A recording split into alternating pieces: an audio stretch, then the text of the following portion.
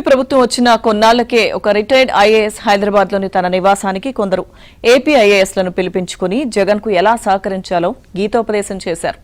ఈ వ్యవహారాన్ని అప్పట్లో ఏబీఎన్ ఆంధ్రజ్యోతి వెలుగులోకి తీసుకొచ్చింది. దీంతో కంగుతిని మీటింగ్లు ఆపారు. ఇప్పుడు మళ్లీ గూడుపుటాని భేటీలు మొదలుపెట్టారు. ఈసారి మరో అధికారి ఆ బాధ్యతలు చేపట్టారు.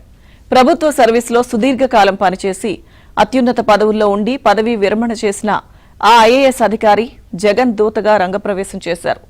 ఐఏఎస్లలో తనకున్న పరిచయాలు ప్రయోగించారు.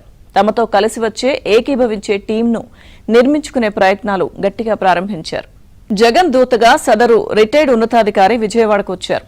ఐఏఎస్ ఆఫీసర్స్ అసోసియేషన్ కార్యాలయం సమీపంలో ఉండే ఒక అపార్ట్మెంట్ వద్దకు 4-5 ఐఏఎస్లను పిలిపించుకున్నారు. మార్నింగ్ వాక్ చర్చలు నడిపిద్దామని ప్లాన్ చేశారు. అయితే అక్కడ సురక్షితం కాదన్న ఉద్దేశంతో మకాం మార్చారు. విజయవాడ క్లబ్ రోడ్లో ఉన్న ఒక అపార్ట్మెంట్ను వేదికగా చేసుకున్నారు. దాని యజమాని ఈ రిటైర్డ్ పెద్ద ఆయనకు జిగిరి దోస్త్. అప్పుడు ఇప్పుడు ఈ రిటైర్డ్ అధికారి వ్యవహారాలన్నీ ఆయనే చూస్తూ ఉంటారు. ఆయన ఫ్లాట్లో కూర్చుంటే ఎవరికంటా పడే అవకాశం ఉండదని భావించారు. కానీ మ్యాటర్ లీక్ అయిపోయింది. శుక్రవారం ఉదయం 8 గంటల సమయంలో ఈ మాటామంతి మొదలైంది. 10 గంటల దాకా కొనసాగింది.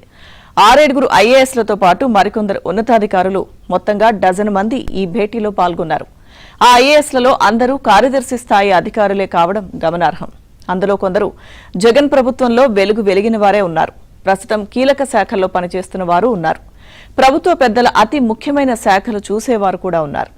ప్రస్తుతం కూటమి ప్రభుత్వంలో ఏం జరుగుతోంది, ఎవరెవరితో సంప్రదింపులు జరుగుతున్నాయి, ప్రభుత్వంపై బురద చల్లేందుకు అవసరమైన సమాచారం ఇవ్వండి, మీకేం కావాలో మేం చూసుకుంటామని ఆ రిటైర్డ్ ఐఏఎస్ భరోసా ఇచ్చినట్లు తెలుస్తోంది.